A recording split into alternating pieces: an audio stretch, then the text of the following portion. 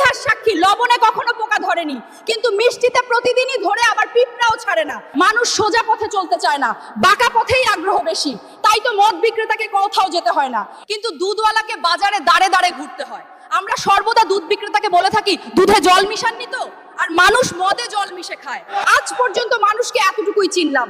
কচু পাতা দেখেছেন নিশ্চয়ই, ওপরে সবুজ আর ভেতরে চুলকানিতে ভরা। ঠিক তেমনি কিছু মানুষ আছে, বাইরে থেকে দেখতে ভীষণ সুন্দর পরিপাটি, কিন্তু ভেতরটা আবর্জনায় ভরা। সাপ দুধ খেয়ে বিষ উগরে দেয়, আর গরু ঘাস খেয়েও দুধ দেয়। সুতরাং দোষটা খাবারের নয়, পার্থক্যটা স্বভাবের।